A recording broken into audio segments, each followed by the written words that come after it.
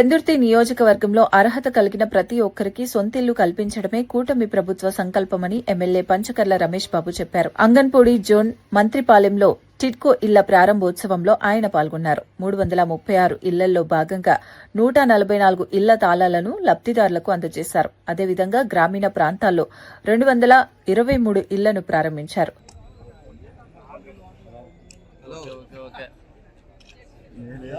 Okay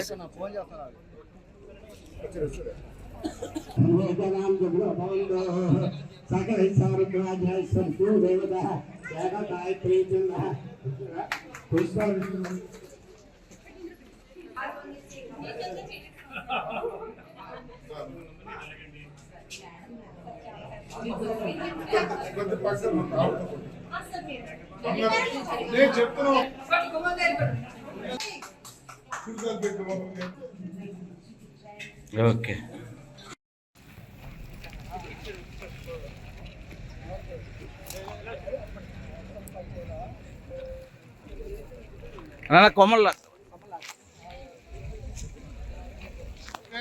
okay okay sir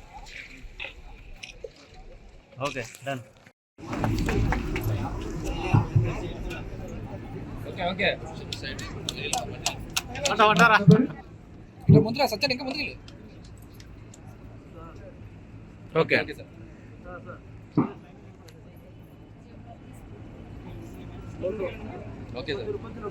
okay sir Padma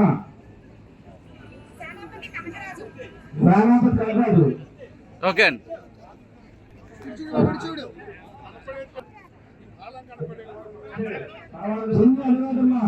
okay Mantripalem దగ్గర టిడ్కో ఇల్లు గృహప్రవేశాల కార్యక్రమం జరిగింది. రాష్ట్ర వ్యాప్తంగా గౌరవ ముఖ్యమంత్రి నారా చంద్రబాబు నాయుడు గారి చేతుల మీదుగా 2,50,000 ఇల్లు గృహప్రవేశాలు జరగబోతా ఉన్నాయి. చాలా ఆనందకరమైన సమయం. ఎప్పటి నుంచో ఈ గృహప్రవేశాల కోసం ప్రజలు ఆతృతగా ఎదురు చూస్తూ ఉన్నారు. బ్యాంకు లోన్స్ శాంక్షన్ అయిపోయాయి, ఇన్స్టాల్మెంట్లు కూడా కట్టేయమని ఒత్తిడి వస్తూ ఉంది. బెనిఫిషియర్స్ డబ్బులు కట్టారు, గవర్నమెంట్ ఇవ్వాల్సింది ఇచ్చింది. గత ప్రభుత్వానికి చిత్తశుద్ధి లేక కేవలం ఈ ఇళ్ళకి వాళ్ళ పార్టీ రంగులు వేసుకోవడం తప్ప గృహప్రవేశాలు చేయటం కానీ వాళ్ళకి లబ్ధిదారులు గుర్తించడం కానీ జరగలేదు.